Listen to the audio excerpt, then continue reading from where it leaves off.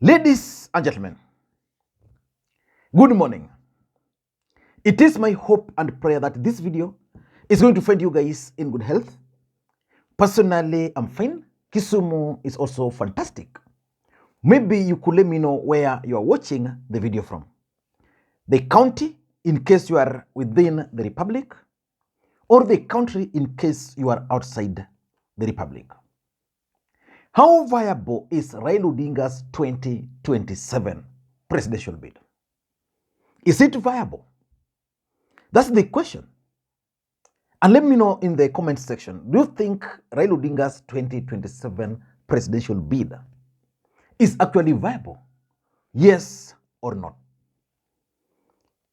I want us to do a critical analysis about Raila Odinga's 2027 presidential bid. Because from all indications, Raila Odinga is already laying an elaborate strategy for 2027. I am not sure whether that strategy would culminate into a Raila Odinga presidential candidature.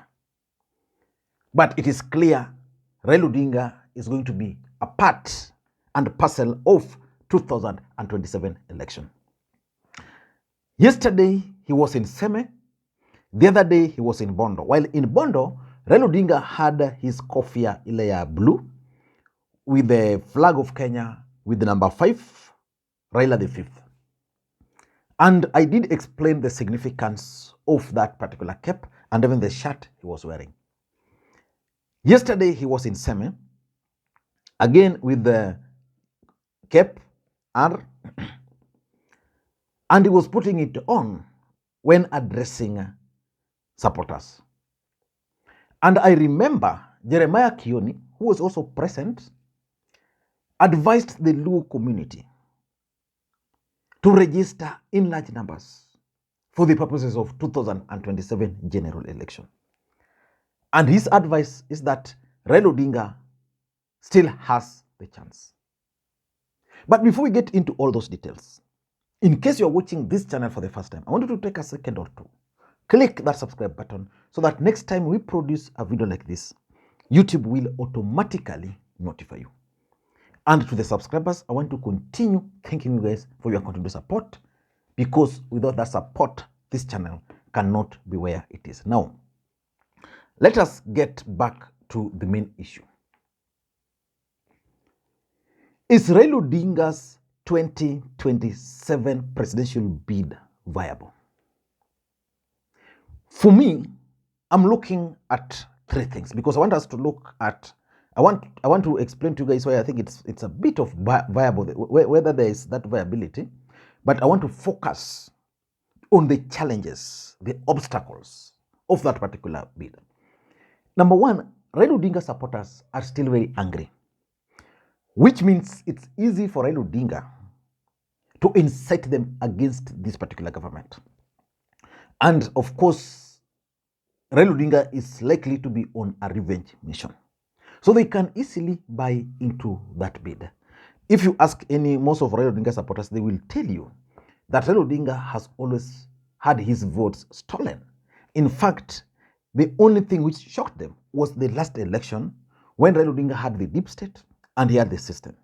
Right now, William Ruto has all those. So that's one of the things. Raila Odinga supporters are angry, and therefore they can be easily incited to vote for Raila Odinga. Number two, Kenya Kwanza is likely to disappoint their supporters.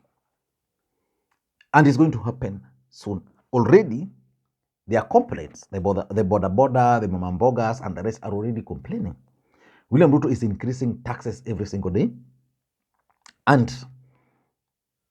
Kenya Kwanza supporters, after some time, because he has asked them for 1 year, which will come in a short while, then they'll be disappointed. Just like they got disappointed with the Jubilee government. And William Ruto will have no option. So Raila Odinga can actually take advantage of that disappointment. And I'm also seeing a possibility of rebellion within Kenya Kwanza, especially from the mountain. Right now, they are not rebelling because they voted to punish Uhuru and Kenyatta. But from the way things are moving, just the other day, there was an announcement of CEO of Kenyan, Kalenjin. Those are some of the parastatals which were headed previously by Kikuyus. So which means the systematic uproot of Kikuyus from some of these key parastatals and their place being taken by Kalenjins. Right now, they don't have a problem, but there's mamas. If you go online, they're actually complaining. I was seeing the other day that there was the DCI acquired vehicles from a rental company, and most people who are complaining were Kikuyus that who is the owner of that company. So I'm seeing a situation where there's going to be rebellion against Kenya Kwanza, and because of that rebellion, Raila Odinga can take advantage of it. But Raila Odinga is facing serious challenge and is going to face an uphill task if he will decide to run for the presidency in 2022, in 27. And the truth of the matter is that sometimes when it's appear to be an uphill like this, that's when he might succeed. Who knew that Raila Odinga was going to lose in 2027? He had everything, but he still lost.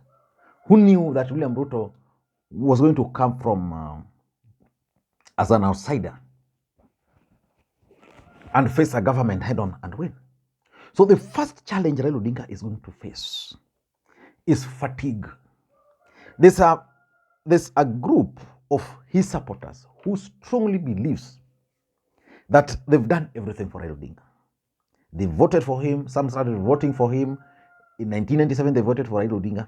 They voted for Raila Odinga in 2007, 2013, 2017, 2022. So right now, they've lost hope. So that's the first group Raila Odinga will have to deal with. Whether he's going to succeed in convincing them that this is the last chance, I don't know.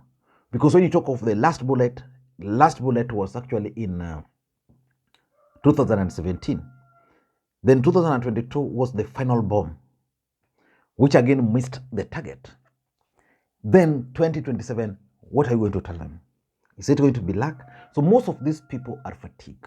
And that's one of the areas Raila Odinga will have to deal with. If he's going to assure them, maybe yes, maybe no. But the only advantage is that Raila Odinga will be going into this particular election, if he will decide to run, with nothing to lose. 2022 was the only election where Raila Odinga was going into with the full confidence.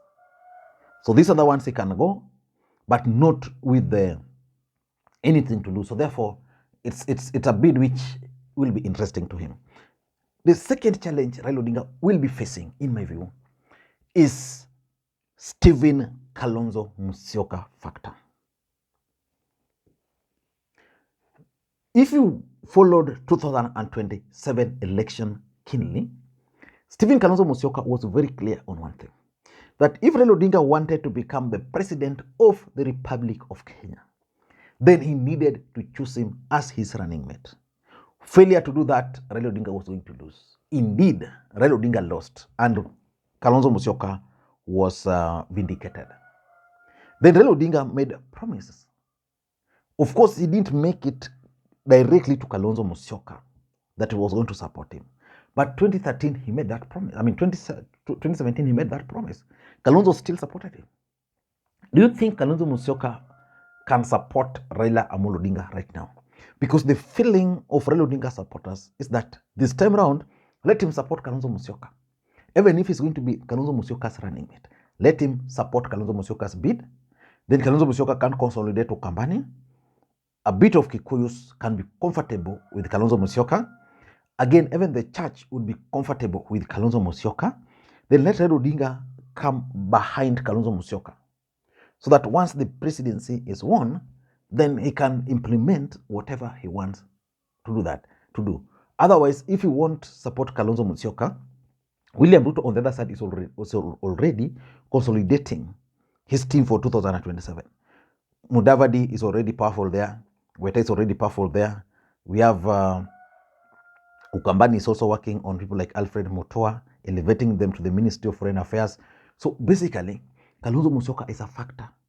If Raila will not support Kalonzo Musyoka, he will be viewed as a betrayer. who cannot support any other person. So it's something which he will have to deal with. Again, if you remove Kalonzo Musyoka from Raila Odinga, just take the last presidential election results, remove the Kamba votes, where would Raila Odinga be today? So for me, Kalonzo Musyoka's death is something which is going to haunt Raila Odinga, even as he plans to contest again. Number 3 is the reward system within Raila Odinga's party, specifically the ODM party. Who are the beneficiaries in ODM party?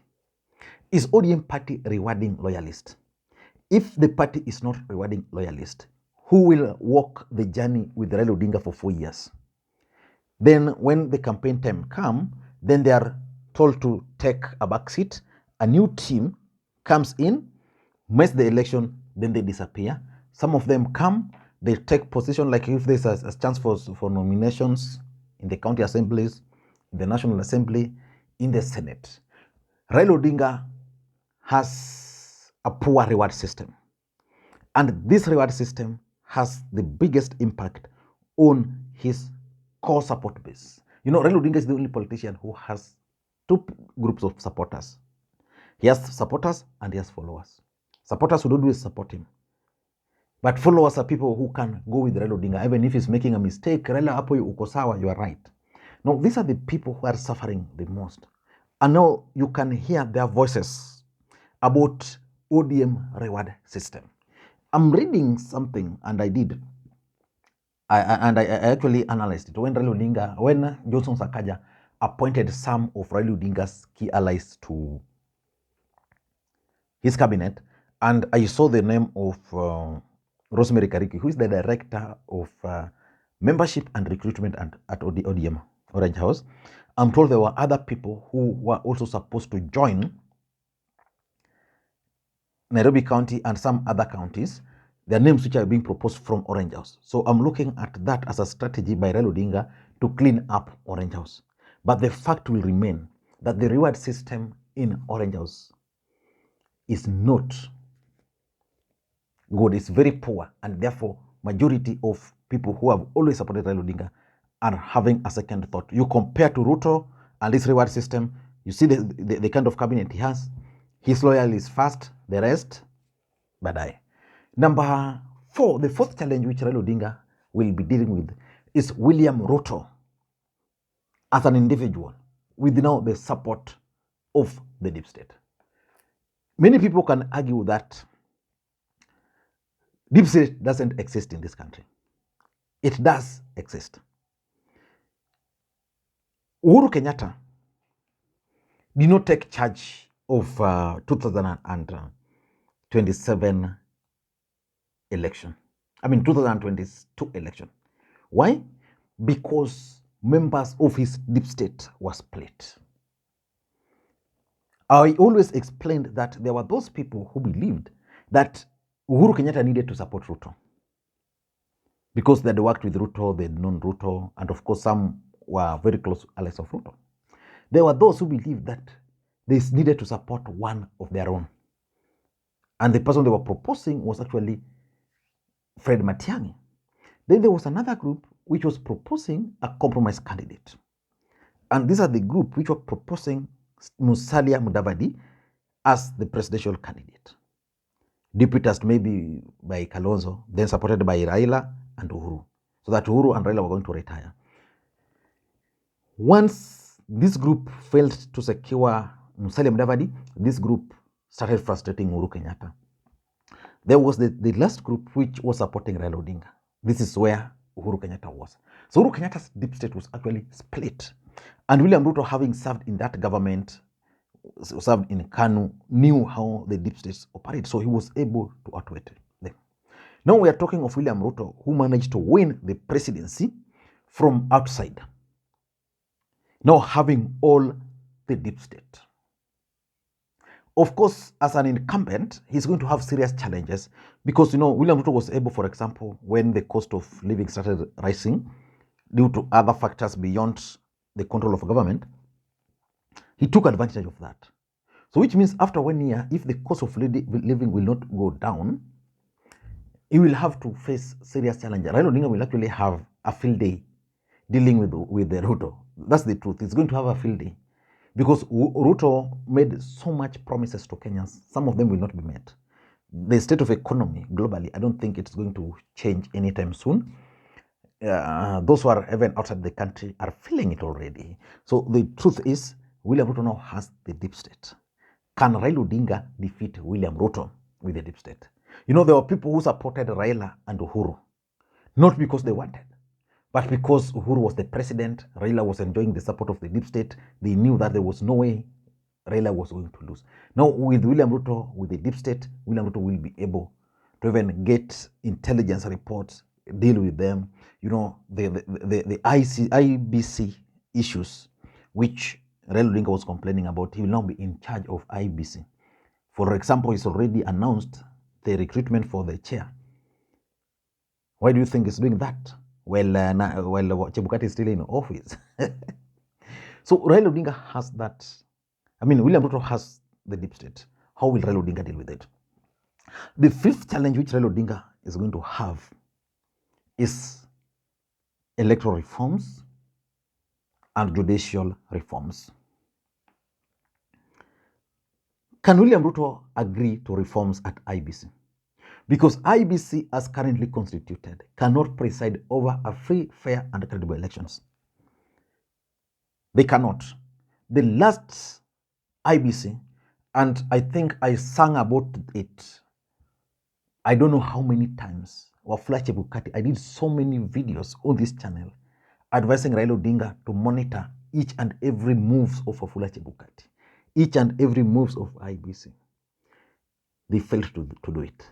IBC went and printed a second copy of results. That is what was used to declare Ruto the president.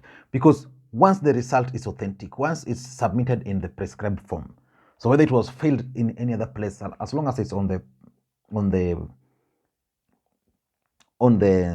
portal, I mean, you can't argue with it. I advise Raila Odinga to focus on electoral reforms. Raila Odinga failed to focus on electoral reforms. Can IBC under Ruto presidency undergo reforms? I doubt. I don't think so. William Ruto will actually take charge of IBC.